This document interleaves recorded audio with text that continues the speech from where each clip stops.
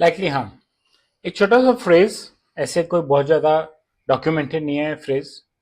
मेरा व्यू है कि लाइकली हार्म यानी कि ब्रीच से होने वाले हार्म की पॉसिबिलिटी को हमें जरूर असेस करना चाहिए। जरूरी भी है क्योंकि आपको फिड्यूशियरी प्रिंसिपल्स को बताना है कि जो ब्रीच हुआ उससे क्या नुकसान हो सकता है।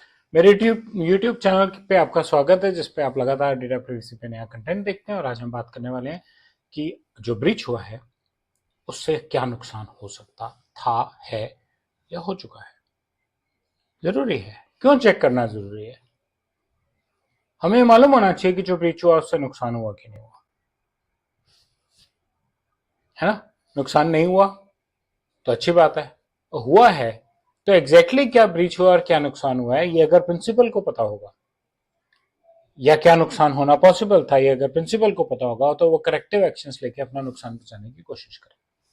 मान लीजिए क्रेडिट कार्ड इन्फॉर्मेशन लीक हुई है, अगर वो प्रॉपरली एनक्रिप्टेड थी, कोई उसे मिसयूज नहीं कर सकता। हमारी असेसमेंट ये इंश्योर करती है, हमने रीचेक कर लिया कि वो प्रॉपरली एनक्रिप्टेड थी, तो हम अपने प्रिंसिपल को बोल सकते हैं कि हमारे यहाँ पे ब्रीच हुआ है, आपकी क्रेडिट कार्ड इन्फॉर्मेशन ब्रीच हुई है, लेकिन वो एनक्रिप्टेड थी इसलिए वो सेफ है। अब ये हमारे प्रिंसिपल्स की मर्जी है कि वो उसको सीरियस ट्रीट करके corrective action, protective action, preventive action लेना चाहते हैं या नहीं लेना चाहते।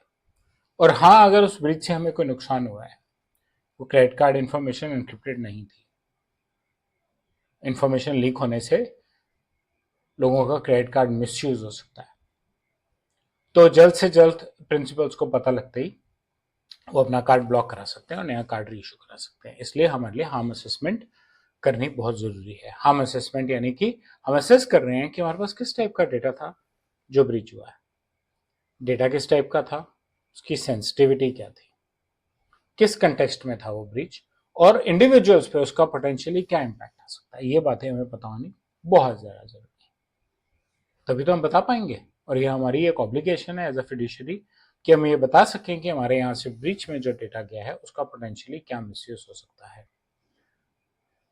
असेसमेंट में क्या चीजें होनी चाहिए, डेटा कैसे एक्सपोज हुआ, किसने एक्सेस किया या कौन उसको एक्सेस कर सकता था, एक्सपोजर के ड्यूरेशन क्या थी, कितनी देर के लिए। मान लीजिए कोई आया, उसने लॉग इन किया सिस्टम 2 4 5 सेकंड के लिए और डिस्कनेक्ट हो गया किसी भी वजह से, इंट्रूजन है लेकिन डेटा लॉस के चांसेस नेग्लिजिबल है।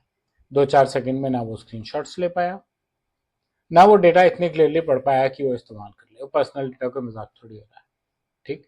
तो उस केस में हम कह सकते हैं कि ब्रीच हुआ, कोई सिस्टम में घुसा था, कुछ इंट्रूजन थी, शायद हम उसको इंसिडेंट ही कह देंगे, ब्रीच कहेंगे भी नहीं, लेकिन उससे आपके डेटा पे कोई इम्पैक्ट नहीं आया, एक्सेस वगैरह सब ठीक चल रहे हैं, डेटा अवेलेबल भी है और इतनी देर के लिए नहीं इंट्रूजन हुई थी कि डेटा पे कोई इम्पैक्ट आए। हम अनलाइकली कब है, जब डेटा स्ट्रांगली प्रोटेक्टेड था, मैंने कहा एनक्रिप्शन हुई थी, एक्सपोजर बहुत कम देर के लिए था, ठीक है, और बहुत वेल कंटेंट था, कोई रियलिस्टिक मिसयूज का वेक्टर एग्जिस्ट नहीं करता था, इसलिए चांसेस नहीं है कि कोई ब्रीच या कोई हार्म हुआ है। इसकी डॉक्यूमेंटेशन बहुत जरूरी है, हमें पता होना चाहिए। हमें यह भी पता होना चाहिए कि हम इसको ठीक करने के लिए क्या प्रिवेंटिव करेक्टिव एक्शन लें, जिससे कि ये टच भी ना करे अगली बार। जैसे इंक्रिप्शन ने हमारे कार्ड्स की इंफॉर्मेशन लीक होने के बावजूद इंफॉर्मेशन ब्रीच नहीं होने दी, है ना।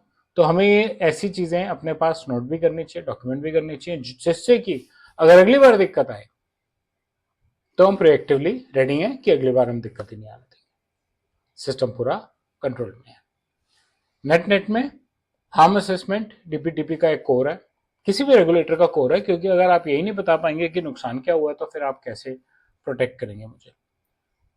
इसका सर्टेन होना बहुत जरूरी है, इसकी डॉक्यूमेंटेशन बहुत जरूरी है, जिससे कि आपने ऑडिट्स और अपने रेगुलेटर्स को बता सकें।